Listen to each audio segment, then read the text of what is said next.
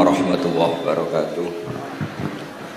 Bismillahirrahmanirrahim. Alhamdulillahirabbil alamin. Wassalatu wassalamu ala asyrofil mursalin sayyidina Maulana Muhammadin wa ala alihi washabihi ajmain. Amma ba'du. Saking menyatunya fikih dengan perilaku niku maling mawon bermadhab. Terus wedhus niku nak teng jaba iku ilang, tapi nak babi iku mboten. Mergi maling niku ngerti nak babi iku haram, wedhus niku halal. Pas penjaraan teng Jakarta nggih ngoten, wonten tiang jarah babi. Jangan, ini haram, kambing saja.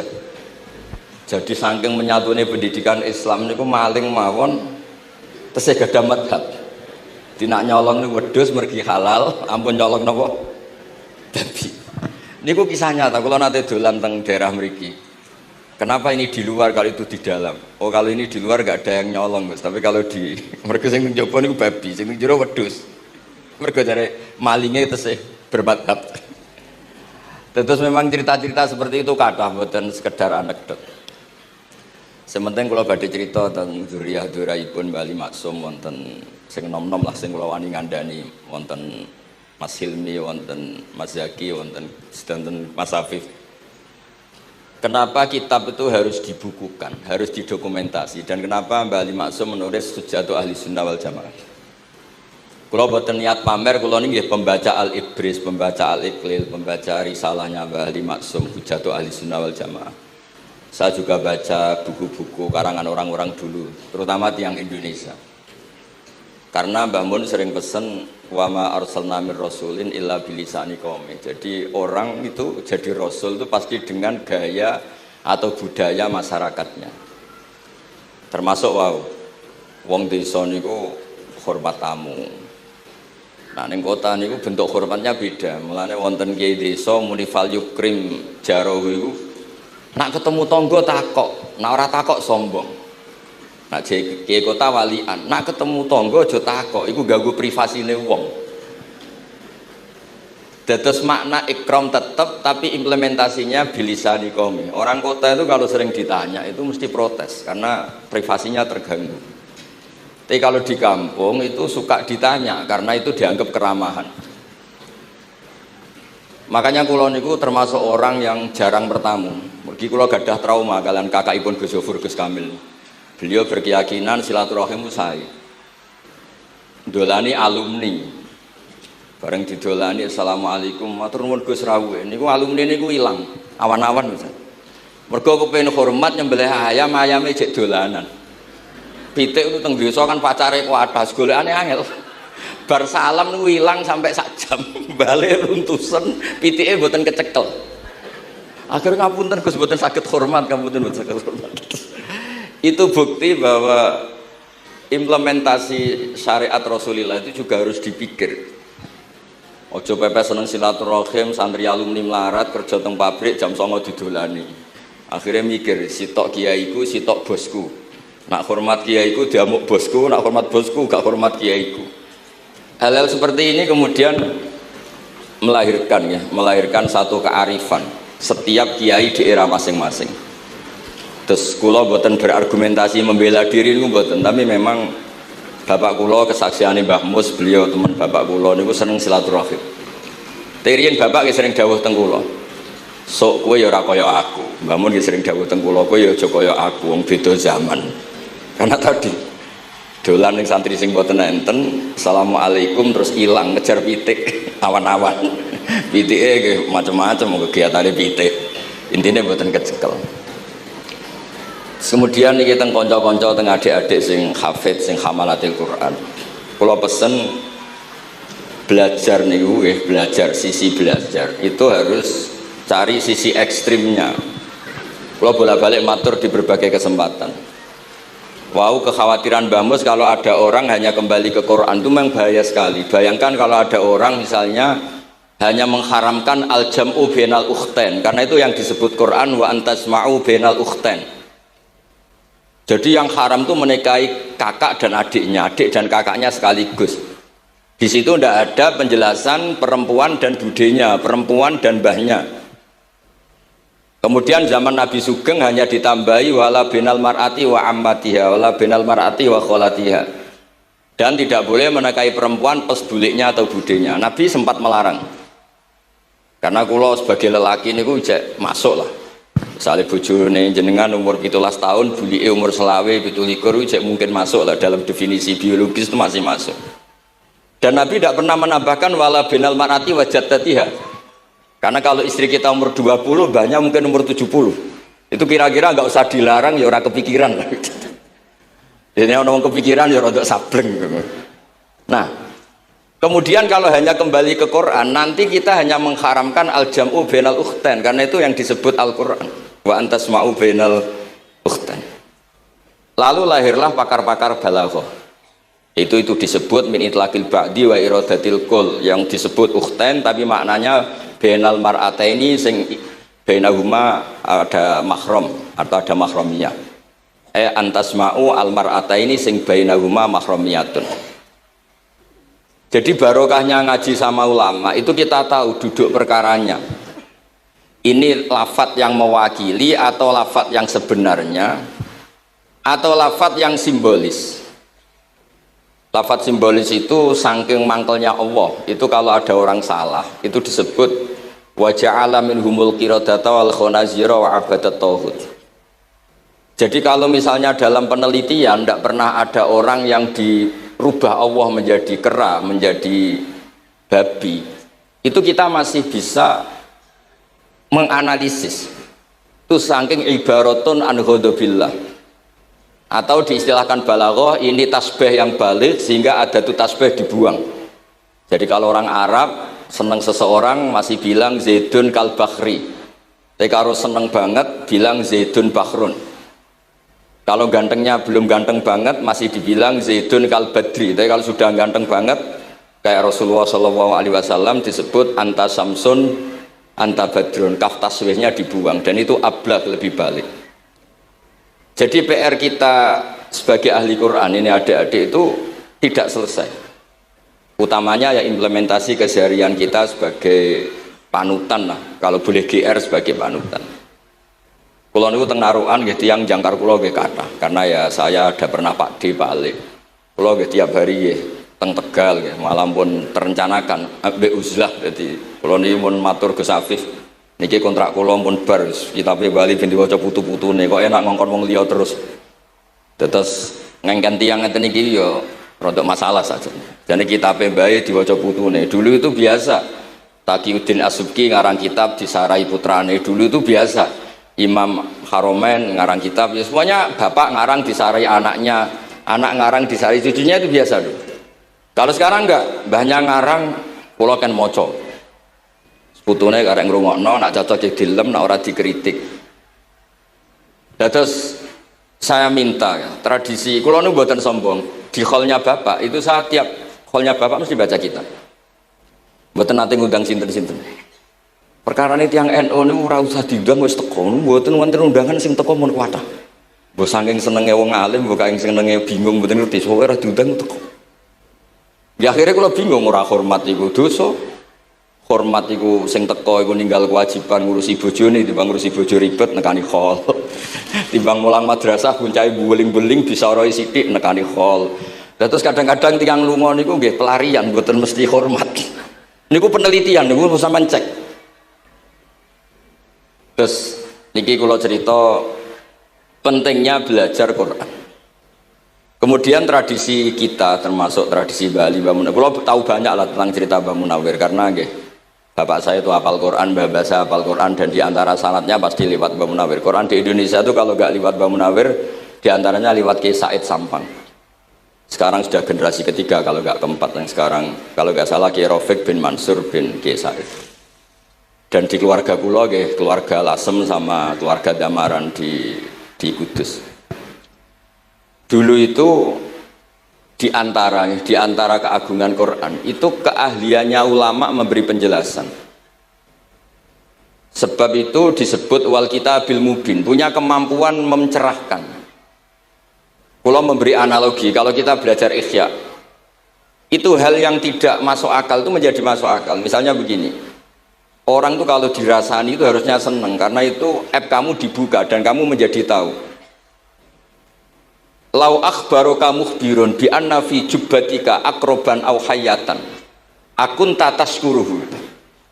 Kalau ada orang memberitahu saya bahwa di baju kamu ada kalajengking atau ada ular berbisa, kira-kira saya matur nuwun apa enggak? Harusnya matur nuwun, karena itu bahaya sekali kalau ada di tubuh saya. Harusnya ketika orang itu dikritik dengan kesalahan yang nyata, bukan fitnah, kesalahan yang nyata. Kesalahan Anda itu lebih mudirrah fi dunyaka wa akhiratik. Kesalahan Anda itu bahaya sekali di dunia dan akhirat. Sekarang kamu menjadi tahu karena dikasih tahu. Harusnya matur nuwun sama yang ngasih tahu. Kama anna huzati lau akhbaroka mukhbirun fi anna fi jubbatika hayatan akroban akun tataskuru. Pasti kita terima kasih. Tapi kita sebagai hafid Quran kalau disuruh belajar fikih, wong aku mondok kon ngapal kok belajar fikih. Kadang-kadang malah saking kaconya itu, aku wong Quran, aku wong kitab. Memangnya kitab jubuk konti nak boten nggih Quran.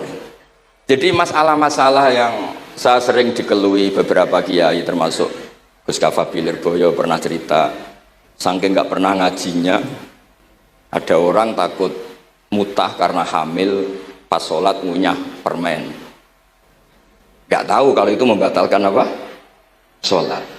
Jadi banyak cerita-cerita nyun sewu tanpa ingin tangkis merendahkan hafidh-hafidhah kita, hamalatul Quran, hamilat ini ada masalah fiqhiyah keseharian. Kalau dulu itu udah ada. Kunna nata'allamul Quran, kunna utinal iman qoblal Quran. Kita ini dikasih iman dulu baru dikasih Quran, sehingga iman kita mantep. Baru belajar Quran, fana ta'allamuha asro'aya. Dulu kalau mengistilahkan Quran memang pakai dhamir muannas karena artinya ayat. Terus dan kita tidak beralih hatta nata'allama halalaha wa haromaha. Dan kita tidak beralih sebelum tahu halalnya mana, haramnya mana. Ini penting karena ada hal-hal yang sifatnya itu fatal kalau tidak ngerti. Misalnya tafsir, itu ada ayat wa min samaratin nakhili wal a'nabi tattakhiduna minhu sakaron. Ketika khomer belum diharamkan itu masih Allah imtinan itu menyebut nikmat. Di antara nikmat itu disebut tattakhiduna minhu sakaron. Kamu itu kalau punya buah anggur bisa agak-agak ngefly dan itu bisa melupakan problem Anda. Kemudian ketika perang itu orang Islam itu sadar, yang orang kafir itu agak sakau, agak sakaron, kalah dia pede, yang orang Islam gak pede karena sadar. Akhirnya masih ada jawaban kul fi ma itsmun kabir wa manafi'u linnas, termasuk terus kendel. Akhirnya ya sama-sama agak ngefly, sebagian ya tidak semuanya. Sehingga haramnya khomer itu sampai 3 kali periode. Nah, pernah haram hanya kalau mendekati sholat, la taqrabus sholat wa antum sukaro. Tapi kalau mau sholat duhur ya nyakonya itu jam 7, jangan setengah 12, nanti masih kuliah ayyuhal kafirun a'budu ma ta'budun wa antum abiduna ma abud. Karena peristiwa itu baru terakhir diharamkan tanpa catatan. Nah hal-hal seperti ini misalnya saya ini Mbah Mus sering ngendikan, Pak Kures juga sering ngendikan, saya tidak percaya terjemah, kata Mbah Mus. Ya karena kalau terjemah itu berdiri sendiri, ada ayatun mansukhoh atau ahkamun sing mansukhoh atau hukmun sing mansuh. Kebetulan anak ini belajar yang mansuh, dia tidak ngerti nasihnya, yaitu terus dipegang, katanya memegang Al-Quran. Padahal hukum itu sudah diganti sama Allah Ta'ala, disebut nasah mansuh. Sehingga dulu kalau Sayyidina Ali ngecek beberapa masjid, ada guru atau ustadz, kamu pengajar Quran? Iya. Apakah kamu ngerti nasah mansuh? Enggak. Jawabnya Sayyidina Ali, halakta wa ahlakta, kamu sendiri rusak dan kamu merusak orang lain. Nah, ketika di Kerapia itu ada Mbah Ali Maksum, Mbah Maimun itu sering cerita ke saya, dhisik iku hak Mbah Munawir saking kepingine santri Quran ngaji kitab. Iku kalau ada santri Lirboyo atau santri mana mulang muin itu Mbah Munawir ikut sebagai percontohan ben santri-santri itu seneng ngaji fikih. Terus kata Mbah Mun, saking kesemseme Mbah Munawir iku ambek wong alim, delalah besanan wong alim. Dulu Mbah Zaini pernah angsal keluarga Lirboyo, sehingga beliau punya dzurriyyah teng Lirboyo. Terus besanan kalian Mbah Maksum, Nyai Hasyim angsal Bali Maksum, sehingga terus di Krapyak itu banyak orang-orang alim. Tapi terus Mbah Mun cerita kabeh ono regane, Bali Maksum terus populer sebagai alim alama, sehingga yang ke Krapyak itu ya ora pati niat tahfidz, niate ngaji kitab. Singkat cerita di era itu ada Ki Abdul Qadir, tapi pondok Krapyak Bali Maksum terlalu populer sehingga terkenal ngaji sorof Bandungan. Sehingga dulu di Indonesia itu ada sorofnya Mbah Ali Maksum, ada sorofnya Mbah Maksum Ali Kuaron itu. Nah yang sorofnya Mbah Ali Maksum ya fa'ala yaf'ulu uf'ul. Kalau sorof di Mbah Maksum Kuaron fa'ala yaf'ulu fi'lan. Yang satu ngikuti fi'il itu ya harus jejer fi'il, yang satu ngikuti jurumiyah. Kalau yang dikatakan master itu sing yaji'u salisan, yang datang ketiga dalam tasrifnya fi'il. Sebab itu terus tradisi sorof tadi yang dalam apa itu latihan munakosah tadi didaskan anak-anak itu memang penting, karena kalau kita nanti belajar sab'ah, sorof itu segala-galanya. Misalnya qiraatun Nafi' itu bacanya fala yuhzinka qauluhum, karena beliau berkesimpulan kalau khazana yahzunu husnan itu susah, bukan menyusahkan. Yang makna menyusahkan itu af'ala yuf'ilu ifalan, sehingga qiraat apa ya antara fala yuhzinka qauluhum sama fala yuhzinka qauluhum. Tapi Imam Asim cara berpikir secara riwayat, tentu qiraat itu sunnatun muttaba'ah. Banyak lafadz yang sudah seperti itu sudah mutaaddi, kayak kota layak tulu kotlan itu kota lahu, bukan akta lahu. Sehingga beliau menganggap khazanah yazunu sudah mutaaddi binafsih, jadi nggak perlu dibaca fala yuzinka qauluhum, cukup dibaca fala yuzunka qauluhum. Dan saya berkali-kali matur tentang teman-teman yang mengkaji Quran, kafa ayak fu'ukufan itu bacaannya Imam Nafi', karena memang yang maknanya mukafa'ah itu mahmuslam. Tapi orang Quraisy itu nggak suka hamzah, sehingga ditakhfif menjadi kafa ayak fa'ukufuan, meskipun mereka tahu kalau itu mahmuslam. Nah Imam Asim di beberapa bentuk fi'il itu masih memahmuskan, misalnya Allahu yastahzi'u bihim, di isim fa'il juga mustahzi'un. Tapi kalau masdar beliau bacanya huzuan, kufuan. Padahal di fiilnya bukan nabiun, tapi nabi ibadi ani anal ghafurur rahim. Tapi di nabiun jadi nabiun, harusnya kan nabiun.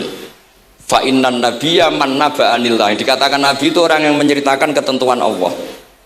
Harusnya nabiun. Jika qiraatun Nafi' ya tetap wan nabiin, ya ayyuhan nabiu. Nah, berkahnya Mbah Munawir orang terus menjadi tahu qiraat sab'ah, dan berkahnya Mbah Ali kemudian orang tahu duduk perkaranya kalau nabiun dari nabiun bimakna man akhbaro anillah. Dan terus berkahnya wow, kalau saya boleh GR berkah Gus Gofur kula berkah ngeten-ngeten iki duka Kiai Peres napa Kiai Media mboten roh. Berkah ini terus kula ngomong terus. Saya tidak khawatir salah, bukan karena saya maksum ndak. Wong Islam pun pinter. Nak bener minallah, nak salah kok Gus Bah. Jadi kula niku umat gelum. Jadi penak wong Islam niku penak. Kula niku sering tahajud nak ndonga ya Allah, kula niku pede mawon nerangno Quran. Mergo tiyang Islam pun sae. Nak bener jare jenengan, nak salah kula. Lah nak kula sing salah nggih sederhana mawon, kula abdun, kula kawula, kula nak ndonga nggih Rabbana dzalamna anfusana. Sebelum disalahkan orang juga saya sudah merasa salah. Wa akharuna atarafu bi dzunubihim khalatu amalan shalihah wa akharuna wa sayya. Mulane kula suwun kangkang mbak-mbak sing khatam Quran pede mawon bahwa yang anda lakukan menghafal Quran itu sudah benar, meskipun anda tidak sempurna, misalnya anda tidak faham, anda tidak bisa melakukan. Hifdzu kalil Quran huwa al hifdzulah, kamu menghafalkan Quran itu sudah menjaga lafaz-lafaz Quran, sehingga lafaz Quran tetap mutawatir, lafaz Quran tetap ma'ruf, tetap masyhur, sehingga ketika ada yang memasukkan Quran konangan.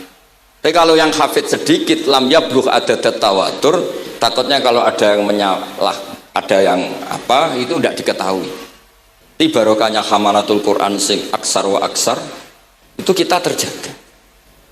Nah itu yang dimaksud Mbah Mus, Quran itu harus jadi budaya. Ning desa itu wong ra salat lah, dengar ada warung ayamnya tiren nggak disembelih itu tidak mau makan, haram. Padahal dia ra salat itu lebih dari haram. Tapi tetap nggak mau makan ayam tiren. Nggak sholat disuruh makan babi ya nggak mau, haram.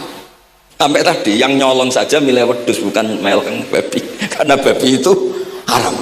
Jadi saya pernah digojlok sama wartawan, Pak Bahak, wah fikih Indonesia itu hebat, sampai maling saja masih pakai fikih gitu. Jadi kalau nyolong itu milih yang halal bukan yang haram.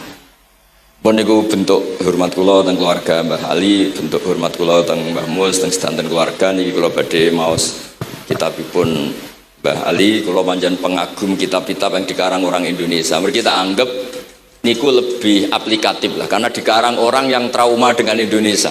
Kemudian setelah trauma ingin membenahi Indonesia. Misalnya jenengan ngertos sesajen, mbok haramno iku tradisi, mbok barno iku sawangane kok dekati sirik ning pinggir wit gede. Akhirnya dimodifikasi wis mangan-mangan kumpul-kumpul tapi tahlilan. Lah masuk tahlilan la ilaha illallah barani kalimatu syirkin. La ilaha illallah itu kalimatu syirkin kalau dilafatkan di bawah pohon. Terus piye logikane iku? Kalau bolak-balik matur. Hadhil kalimah sara bihal kafiru mu'minan. Fa kaifa saral mu'minu kafiran juga bihadhil kalimah. Itu logikanya enggak ketemu. Orang yang kafir puluhan tahun saja sekali melafatkan la ilaha illallah Muhammadur Rasulullah qul lil ladzina kafaru iyantahu yughfar lahum ma qad salam. Selesai, sara mukminan. Bihadhil kalimah. Kemudian kalimah yang sama ketika kita baca dianggap kita ini kafir juga bihadhil kalimah.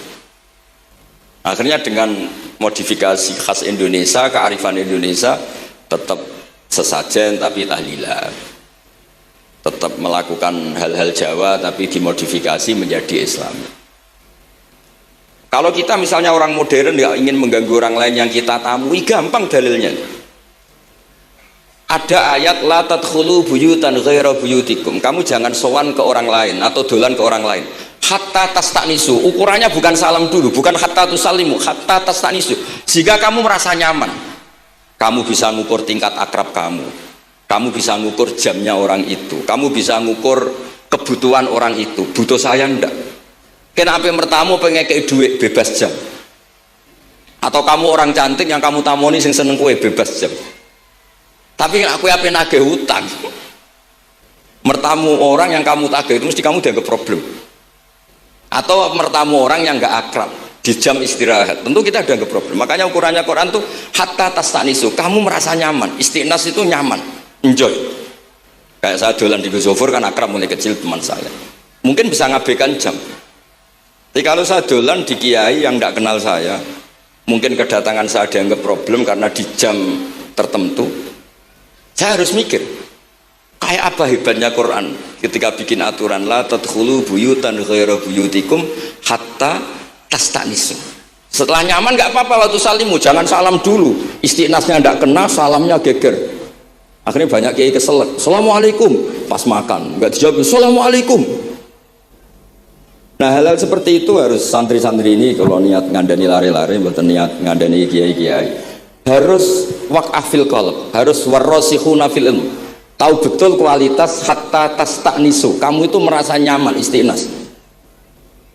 Kemudian rasa nyaman ukurannya apa ya? La doror wala diror. Kamu tidak ganggu diri kamu sendiri, juga gak mengganggu orang lain. Sehingga setelah itu semua baru watu salimu ala ahliya. Nah andai kan kita ya tadi dawuh Mbah Mus, kita semua sudah seperti itu. Kalau bertamu di orang ya kita ngukur tingkat akrab kita, tingkat dibutuhnya kita. Sehingga di tradisi NU itu ya dolan kiai pendak diundang karena itu pasti diinginkan. Wong kula nate diceritani pernah misanani Mbah Mun. Kula nate Gus ditiliki Mbah Mun mboten seneng. Kena apa? Beliau pas khutbah Mbah Mun rawuh delalah Mbah Mun jarak salat ning saf awal. Bar niku tiyange meruntus meriang. Karena khotib tuh harus naik ke mimbar kudu ngandani takwa usikum wa nafsi takwa. Teng isore niku Mbah Mun. Walhasil terus lara terus wan yai. Mbah, nak dolan nggih dikira-kira, ampun pas Jumatan. Semenjak niku Mbah Mun Mbah Sahal niku nak Jumatan teng mburi. Mbah Sahal itu kalau Jumatan itu sudah komat gelar, beliau keluar dari mobil serenane itu miyos terus sholat terus kundur. Kalau dulu janggal, iki wong alim alama nak sholat kok guri. Ternyata itu nggak ingin jadi problem bagi khotib.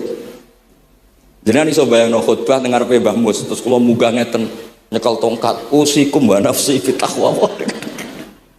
Terus apa ya akhirnya terus kula niku kan jare wong akeh mbotenan Bu ora jare wong akeh ora rada iso ngaji kula nek Jumatan niku guri gara-gara diceritani niku ternyata khotibe cerita kula matur nuwun Gus pokoke nek pas Jumatan aja ketok dianggap musibah kedatangan kula itu dianggap musibah. Nah hal seperti itu ya ukurannya gampang kata napa tastanis. Pun niki kula maos terakhir niki Pak niki Gus Ilmi Gus niku sing Gus Hafiz pokoke sing waris-waris niki cerita kemarahanipun Bali Maksum ngadepi firqah-firqah kelompok-kelompok sing mboten jelas nih. Oleh ngendikan niku kula masih ingat karena saya khatam kitab ini itu 2 kali. Nggih khatam tenan maksudnya kula sinaoni terus padanan dalil yang beliau sebut tak cari sampai ketemu bener-bener kula cari ya saya ulang lagi dalil padannya kula cari terus emosi-emosi beliau juga tak tulis karena beliau diantara yang diceritakan itu sampai ngendikan wahal bi jununun kata beliau apa saya ini sudah gila ketika saya fatwa misalnya orang nggak boleh ziarah Rasulullah Shallallahu Alaihi Wasallam itu artinya menghalangi orang ketemu nabinya. Makanya bener Bamus tadi ada orang tuh debat wiridan itu sunat atau ora dalile piye. Terus ada orang yang provokasi gini kamu dikatakan bid'ah setelah sholat gak wiridan kowe iku ben ora nyebut Allah. Terus kepikiran matur kula wis Agus bar sholat itu pokoknya aku wiridan cek bid'ah cek ora wong kok ora oleh eling Allah. Wis gak usah dalil-dalilan.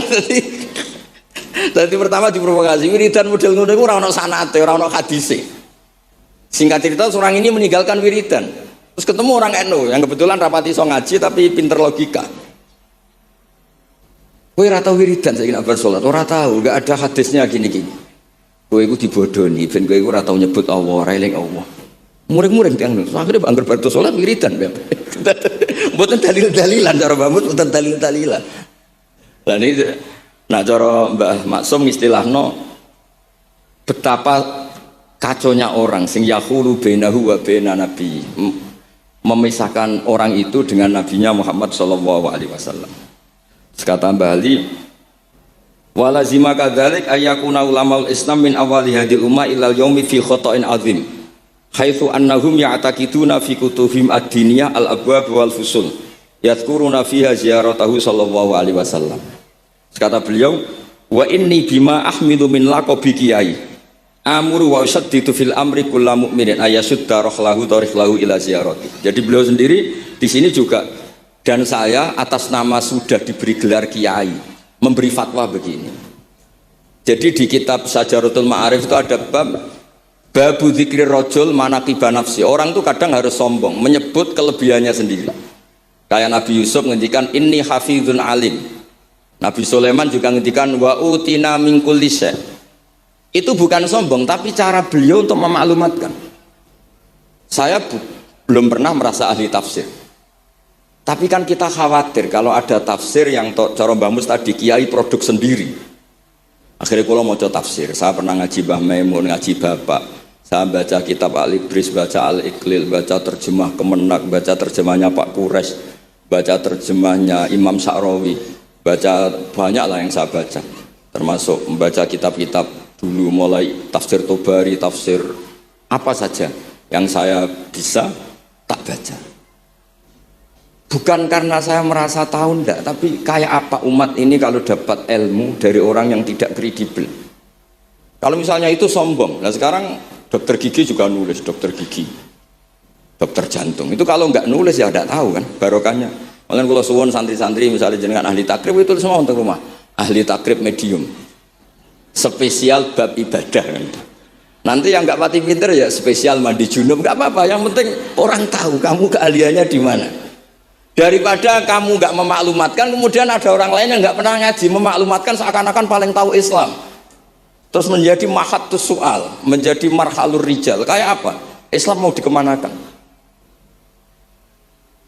Semua ulama dulu biasa ngendikan ma adkhaltu fi kitabi hadza illa sahih, kata Imam Bukhari.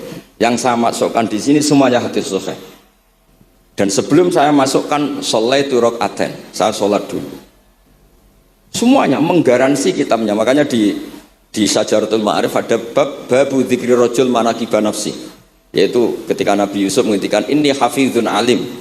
Nabi Sulaiman menghentikan wa utina min kulli syai'. Wal anbiya kulluhum yaqulun inni lakum nasikhun amin. Semua nabi pasti maklumatkan diri inni lakum nasikhun amin. Saya ini penasihat terbaik, nasihat yang bisa dipercaya. Kemudian ketika ada zamanul khiddi, zaman hasud, zaman orang nggak fair, seakan-akan seperti itu tuh keangkuhan. Coba Mbah Bisri menamakan kitabnya itu Al-Ibris. Al-Ibris itu apa? Emas yang murni. Makna saya cari di berbagai kamus, maknanya Al-Ibris itu emas yang murni. Kayak apa? Semua kitab juga dinamai dengan nama-nama keren. Al-Iqlil, Al-Ibris, Fathul Bari. Jadi nggak apa-apa. Kayak ini juga dinamai Hujjatu Ahli Sunnah wal Jamaah, argumentasi mazhab Ahli Sunnah wal Jamaah. Kalau teruskan sampai beliau ngendikan wahal bi jununun hatta usdira amri lil mu'minin alla yazuru rasulahum wa waliya ni'matim alladzi lahu fi unuqi kulli mu'minin minna. Masa saya ini menjadi gila karena menfatwakan orang Islam tuh nggak perlu ziarah ke Rasulullah Shallallahu Alaihi Wasallam. Terus kata beliau, la yadri madza yaf'al annahu yaqulu baina ibadillah wa baina rahmatillah. Fa innahu sallallahu alaihi wasallam rahmatullah lil alamin. Fal ya'rif dzalik ulaikal maniun liya'lamu fi ayyi mauqifin hum. Terus Bali itu juga yang katanya seneng guyon, kula mboten menangi Bali tapi nate pirsa nate ngertos pas beliau rawuh di mbah saya di Pernambah kula teng kene Al-Wahdah teng Lasem. Di kula kecil tuh menangi Mbah Ali, menangi Mbah Hamid. Karena Mbah Hamid itu masih sepupu mbah saya. Semua yang di sini juga masih keluarga saya, sama-sama Bani Abdul Aziz. Itu yang katanya Bali seneng guyon tadi di bab-bab seperti ini ngendikan wahal bi junun. Apa saya ini sudah gila melarang orang bertemu nabinya. Kemudian mereka berdalih takut menuhankan Nabi itu tidak akan terjadi. Kata kitab Ithaf, hadil ummah maksumah. Umat ini akan dijaga Allah, tidak akan menuhankan Rasulullah SAW kayak kaum Nasrani menuhankan Isa. Kata kitab Ithaf, bibarokati sihotis sholawat, dengan barokahnya sihot sholawat. Beliau ngendikan, wan nabiyyu SAW wa injalla qadru muhtajun ila rahmatihi ta'ala. Sihot sholawat itu kan unik. Allahumma, Allah itu Tuhan, sholli ala Sayyidina Muhammad. Hadan nabi wa injalla qadru muhtajun ila rahmatillah. Jadi kita mengekspresikan mahabbah bahwa Nabi itu ahabbul khalqi ilallah. Di saat yang sama kita tetap bilang Allah yang Tuhan, tolong selalu beri sholawat dan rahmat ke Rasulullah. Berarti duduk perkaranya tetap Allah sebagai Jalla Jalaluh, Nabi apapun mulianya abduhu wa rasuluh. Jadi sholawat itu sudah sehat yang insya Allah tidak akan menjadikan hadil ummah mengkultuskan Nabi hatta rafa'uhu ila darajatil uluhiyah. Karena barokahnya sehut sholawat tetap Allahumma al-mu'ti wa nabi wa injalla qadruh al-mu'ta yang dikasih. Jadi hadis sehut itu sudah siwatul tauhid, siwatul mahabbah, siwatul alaqah baini wa baina Rasulillah sallallahu alaihi wasallam. Kayak apa hadil ummah? Ya tapi tadi bener dawe Mbah Mus. Nerangno ngene iki bagiane kiai ning desa rasa diterangno wis selawatan. Jadi kepenak rasa dalil-dalilan selawatan. Tapi memang resiko gak ada yang menerangkan suatu saat kalau ada itsaratus syubhat itu terus mereka bahaya. Makanya ada yang ngalahin nerangno sepatus ini masih terjaga. Terus niki kula nyuwun sanget, kula niku pancen bapaknya bapak saya. Bapak saya semane Mbah Nur Salim, gak ada bapak namanya Mbah Nur Samdu. Kulo niku sepuh niku seneng uzlah. Kulo niku duka niat sepundi tapi memang mungkin faktor gen ya. Saya itu termasuk orang yang napa nyuwun sewu sekali terganggu kalau sering ada acara-acara malane mun wayahe lah niki mun wayahe Mas Afif, Gus Zaki napa Gus Ilmi Mus wayahe nyai, wayahe ngaji mulang kitab Mbah iki teng ngarepe wong akeh dadi nak salah izin. Ojo ngomong ngarepe santri keliru jari laduni benus. Sokoy repot. Terus niki mboten niat menapa ngoten mawon. Assalamualaikum warahmatullahi wabarakatuh.